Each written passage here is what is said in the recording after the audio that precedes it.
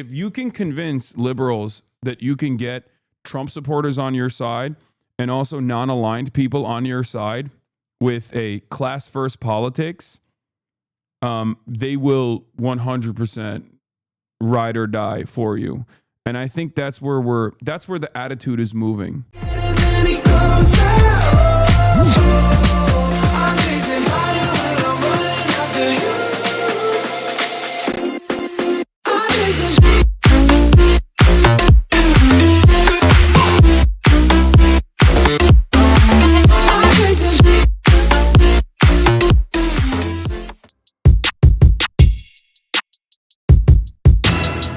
People who are, people who tune in here know that I've talked about this quite a bit, but I think a lot of liberals are not doing that right now. I think that is what you see online, right? That's what you see with people who want market share in the commentary sphere.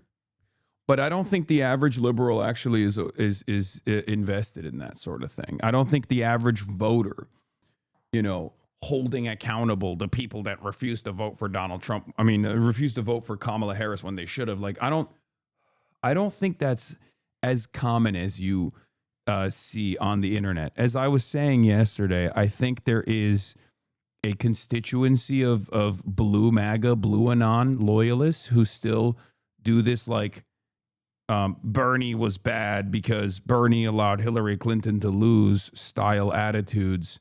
Even though this time around it was statistically negligible. Third-party voters were genuinely statistically negligible. There is far less people like that.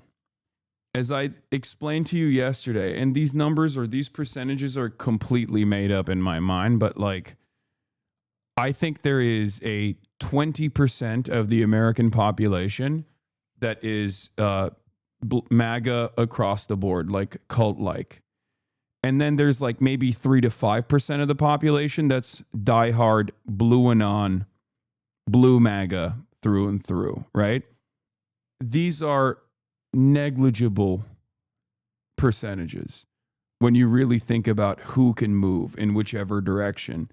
Those who are liberals, I think, can and have already moved to a further left position, demanding Medicare for all, demanding decoupling from Israel in a significant way.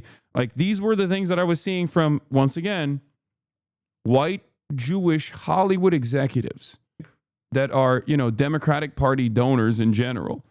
Now, of course, it's Hollywood, and there's, for every white Jewish older Hollywood executive that's like saying, we got to do something about this Israel situation, there's probably a lot more that's a lot wealthier as well that is saying the opposite, where what the Democrats need to do is maybe double down on allegiances to Israel or whatever. But genuinely, things that I talked about, things that I found very interesting, things that I found very, very surprising was like how open people were to talk about how ridiculous a lot of the pro-Israel crowd has gotten. We're talking about people who have direct descendants did not survive the Holocaust, right?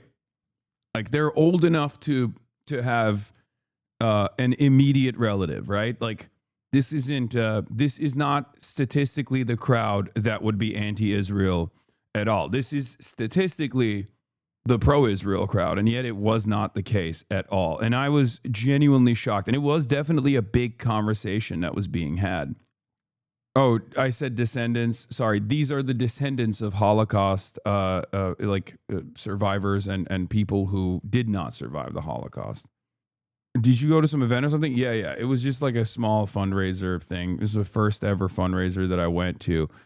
My point is, it's a fascinating change that's happening, I think, in the party. It's a fascinating change that I'm noticing. I don't think that we should.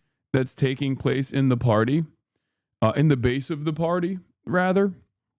And all of these like external pressures are considered negligible, especially when they are dialed in, especially when the people that we're talking about, especially when the people that were like, especially when the people that they are genuinely invested in are people that have this proven track record in their minds that they can identify the people that just haven't voted at all or the people that voted for Donald Trump. If you can convince liberals that you can get Trump supporters on your side and also non-aligned people on your side with a class first politics, they will 100% ride or die for you. And I think that's where the attitude is moving, I think, amongst the base.